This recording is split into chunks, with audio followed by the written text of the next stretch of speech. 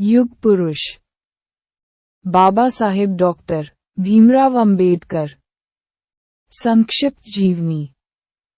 भारत रत्न राष्ट्रीय संविधान निर्माता Baba Saheb doctor Bhimrao Ambedkar. Audio editor Manoj Kumar बौद्ध।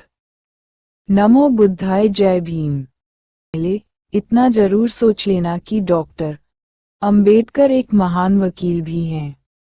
अगर उनसे आप मुकदमा हार गए तो कहीं वह तुम्हारी महाभारत और रामायण के साथ सभी ग्रंथों को भी न फूंक दें। सरदार की इस बात से उन्होंने मुकदमे का विचार ही छोड़ दिया। 20 साइमन कमीशन। 1928-29 में प्रशासनिक सुधारों का अध्ययन करने इंग्लैंड से 7 अंग्रेज सदस्यों का एक आयोग भारत आया। सर साइमन इसके अध्यक्ष थे, अतः इसे साइमन कमीशन कहा गया। डॉक्टर अंबेडकर दलितों के उत्थान के लिए हमेशा चिंतित रहते व दलितों के अधिकारों की मांग उठाने का कोई भी अवसर हाथ से जाने नहीं देते थे। दलितों की सामाजिक व आर्थिक बदहाली का ब्यौरा कमीशन के सामने रखा। दलितों पर ढाए जा रहे अत्याचारों की घटनाओं के ठोस उदाहरण भी दिए। उन्होंने कमीशन को स्मरण पत्र पेश किया। 36 बाबा साहेब डॉक्टर अंबेडकर संक्षिप्त जीवनी, जिसमें दलितों के लिए पृथक निर्वाचन क्षेत्र, प्रत्येक वयस्क को वोट डालने का अधिकार, बंबई विधान परिषद की 180 में से 22 सीटें अछूत वर्ग के लोगों के लिए व साथ ही मंत्रिमंडल में भी अनिवार्य रूप से शामिल किए जाने की मांग को बहुत ही जोरदार ढंग से उठाया। इन मांगों के अतिरिक्त उन्होंने यह मांग भी पेश की कि भारत के आगामी विधान में दलित लोगों के लिए शिक्षा प्राप्ति के लिए सुविधाएं उपलब्ध करवाई जाएं और अछूतों को अन्य सरकारी नौकरियों के साथ साथ सेना, जल सेना और पुलिस में भी भर्ती किया जाए। 21 गोलमेज अधिवेशन। भारत की भावी शासन प्रणाली व संविधान के बारे में रूपरेखा तय करने के उद्देश्य से ब्रिटिश सम्राट ने एक गोलमेज सम्मेलन आयोजित किया। ये सम्मेलन लंदन में 12 नवंबर 1930 को शुरू हुआ।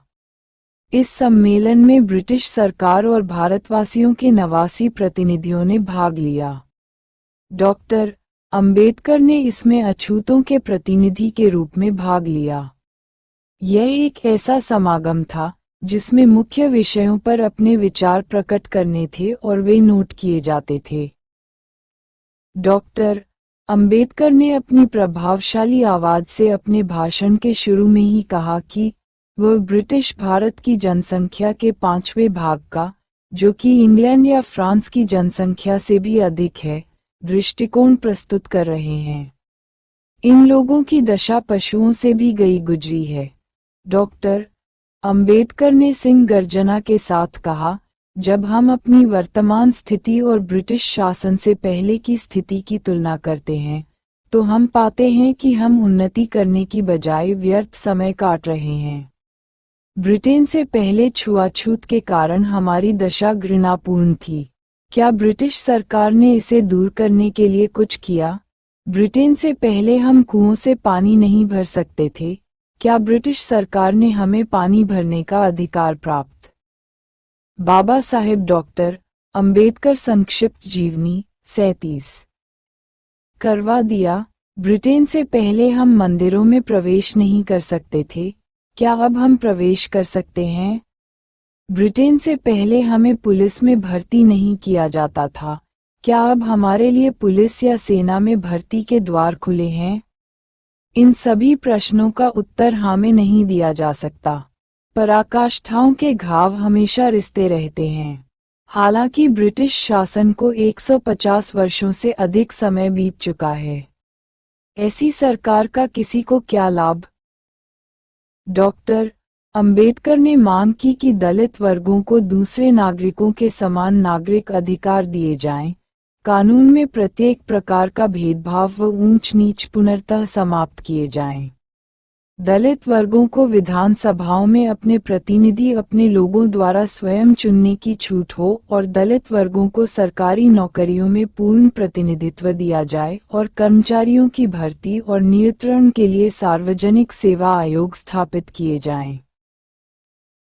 जिस निर्भयता से डॉक्टर अंबेडकर गरजे, जिस विद्वतापूर्ण ढंग के साथ उन्होंने सरकार की आलोचना की और जिस दर्द भरी आवाज में उन्होंने